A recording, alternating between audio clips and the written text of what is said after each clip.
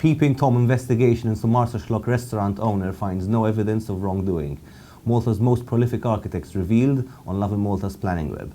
TVM confirms the start of Maltese version of the hit startup show Shark Tank from next season. All this and more on Lovin Daily.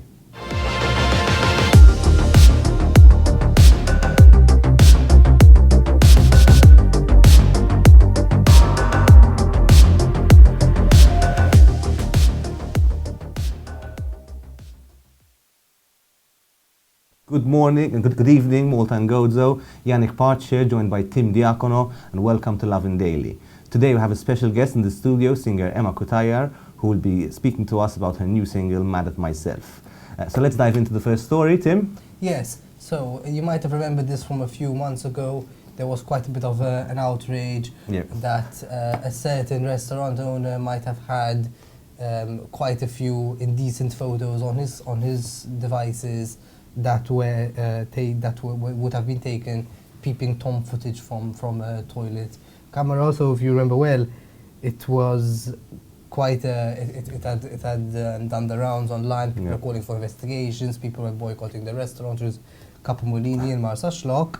And in fact, when the magistrate found this out in court that there was this allegation, she ordered an investigation. Apparently she was quite shocked. And now this investigation has concluded. It has found zilch, nothing. So this guy has been, his name is, Albert Buttigieg, has been cleared of wrongdoing. The photos that were found on his device have not been traced to himself or to a restaurant, and the images aren't even can be identified. So there's no crime that has been committed there. He is still being charged with money laundering, with the case dragging on for a while. But it's good that sometimes unfortunately you hear of a case, there's the initial outrage when this happens, and then sometimes some people don't see it through to its final conclusion, which is a bit unfair for him, I think. Yeah, I think it's quite interesting how sometimes kind of stories can take on a life of its own. You know, one person kind of reports something, maybe it's misunderstood, and it kind of snowballs into a whole story of its own. But I mean, it's good to see that in this case it was clarified. In fact, even people were worried about having visited the restaurant, so it seems that while there might be other issues, but at least this one has been resolved, let's put it that way. On to our second story, a Lovin Malta investigation into permit applications decided by the Planning Authority between 2017 and 2021 has revealed who the country's most prolific architects are.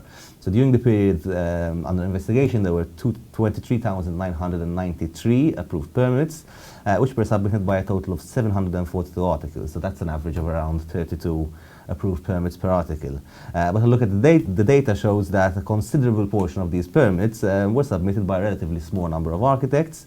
In fact, the top 10 most prolific architects, between them accounted for 17% of all approved permits. So that's roughly 1 in 5 permits. Architect Alexander Bigeni topped the list with a total of 637 applications approved during this roughly 4.5 period under the review.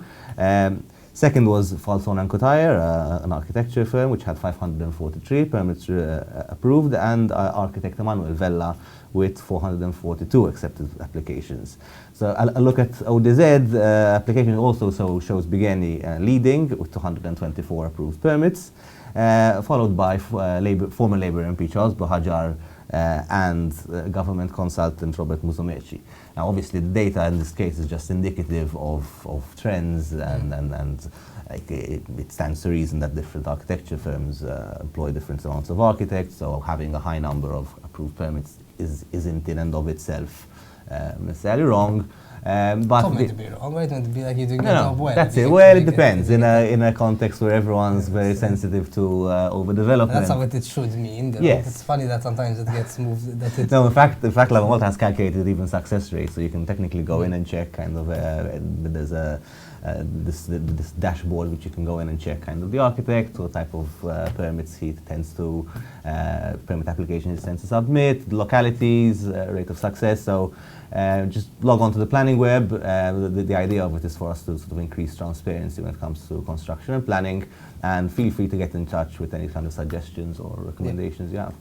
So the international American-based show Shark Tank is going to have its own Maltese version very soon.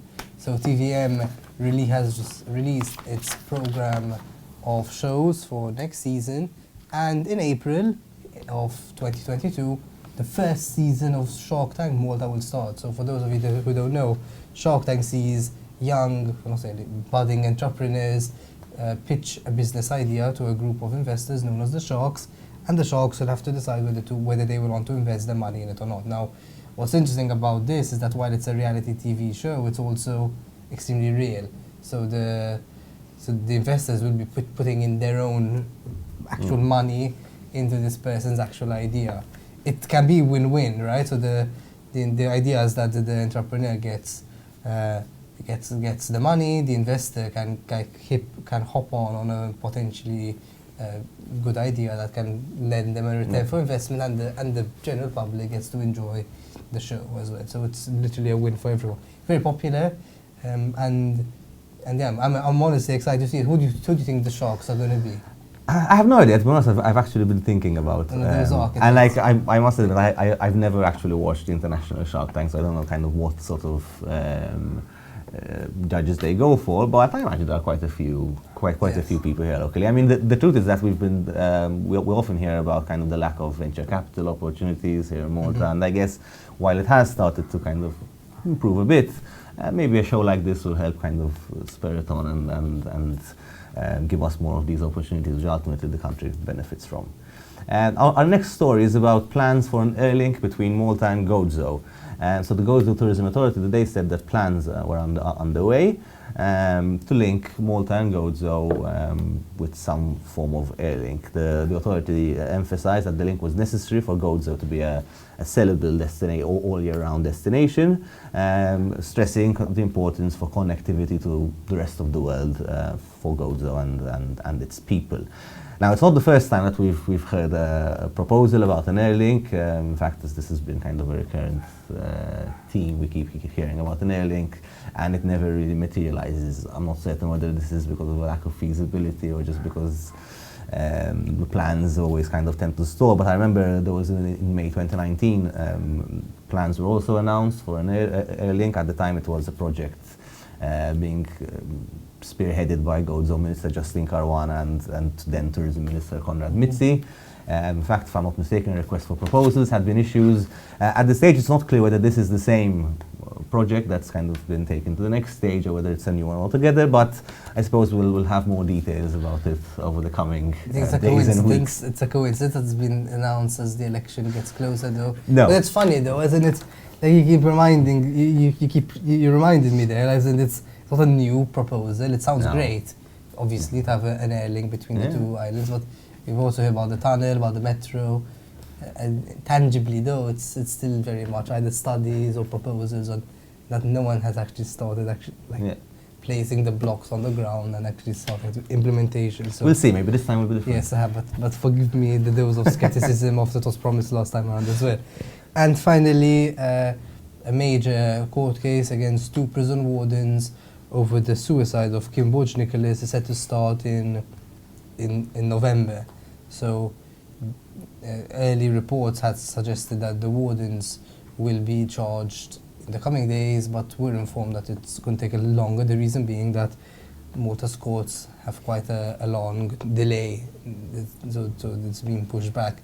This is quite a very sad and shocking case. A 29-year-old prisoner who was going to be released from prison in 3 weeks' time ended up taking her own life by hanging herself in her cell, and there seems to have been some, or the police believe there was some responsibility by 2 wardens. And hearing her father, Kim's father, in an interview with the Times over the weekend, he gave quite a few details of what his daughter had to go through, including how once she had to threaten to commit suicide, and all the wardens actually gave her a blanket, so kind of taunting her, like, go on, do it, and she did. And so horrific incident. Even the fact that she was about to be released, this is what really gets to me, right? As in, she could, if she could have still been in society today. No, I mean, and listen, while it's important, it's always important to let the course of justice sort of take its course. This allegation in particular, the one that kind of prison wardens would have egged her on even or done anything that could have sort of contributed to this happening is shocking, and one hopes that there will be some form of justice for that, and all the other incidents that have taken place in prison, to be fair, in recent weeks. So we're going to cut off to a short break now, but then stay tuned. We're going to be back with Emma Cutajar, who's going to be speaking with Tim.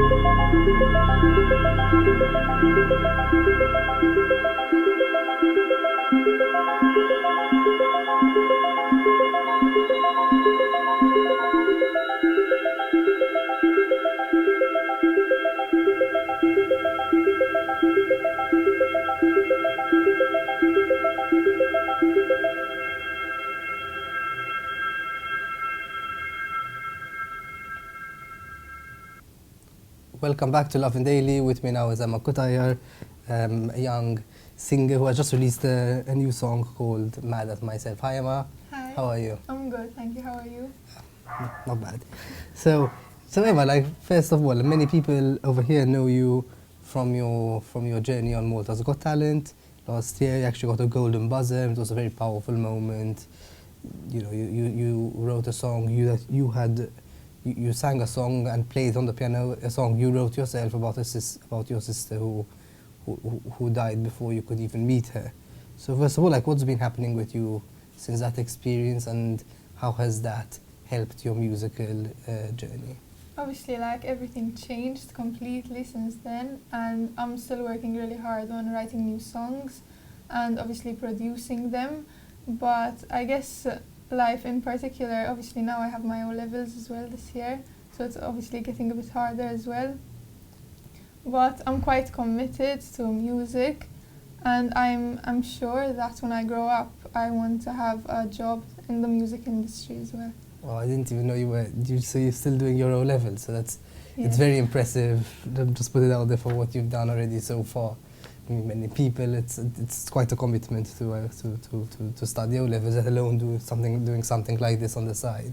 And you just released a new song called Mad at Myself, and there's some pretty big names in the industry, right, who I've worked with you on it. Stephen Levi Vella, Peter Borge. So there's quite some commitment from their end to your song. So what inspired you to write this song, especially while you're studying? Yeah, so I wrote this song when I was 14, so last year, and I remember it was on a school night and I literally could not sleep. And usually I stay on my phone, but all my friends were asleep, so I had nothing to do.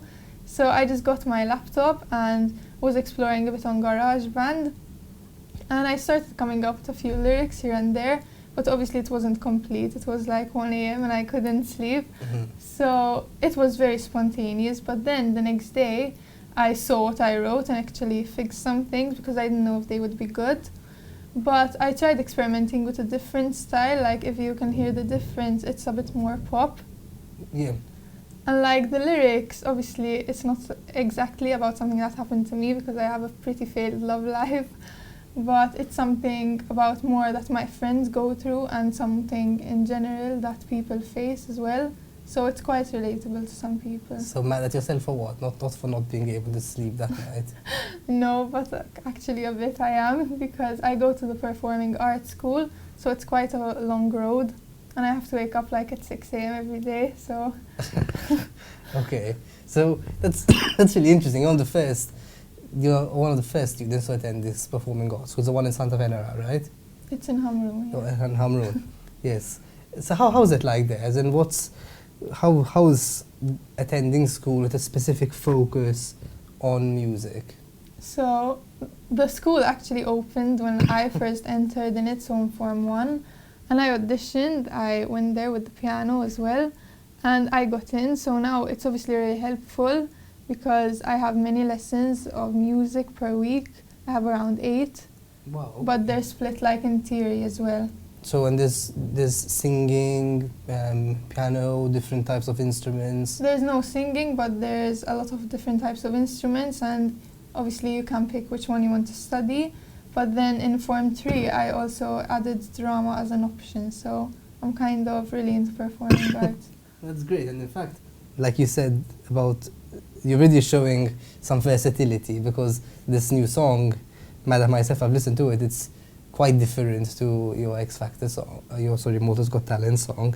It's more upbeat, it's quite catchy. Yeah. Imagine someone like singing it in the shower whereas I Miss You is more very raw and very personal. So is this like the start of a new Emma Cutajar that for us to get used to? Obviously it's still the beginning for me, like it's only my 2nd song and I'm still kind of experimenting which road I want to go.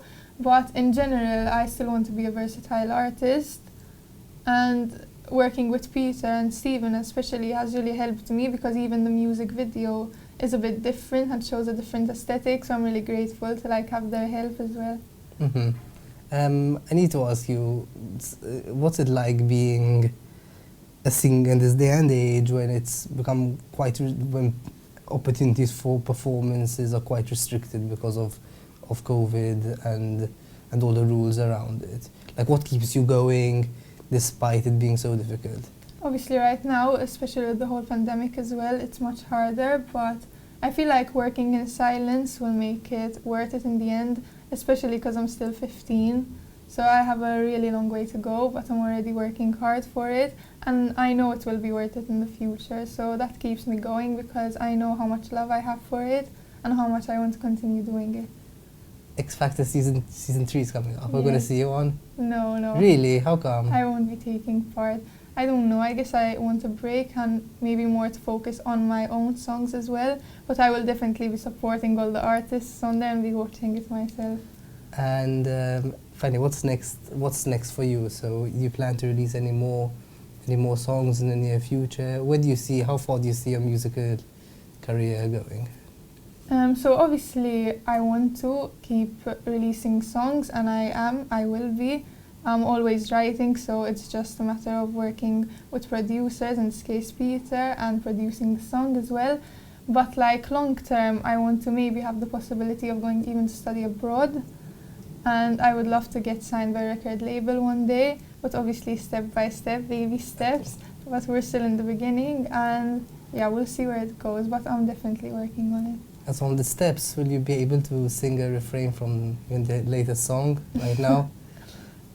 So I'll sing the 2nd verse, right? Our FaceTimes turned to missed calls until you blocked my number from your phone. You probably found somebody new. She has everything I couldn't give to you. So that's like the 2nd verse, and it's actually my favorite from the song. I can see why. Well done, Emma. Thank you. Emma Cutajar, thank you very much for being with us today. Thank you for following Lovin Daily. Make sure you follow lovinmorse.com for all the latest happenings, and have an evening full of lovin'.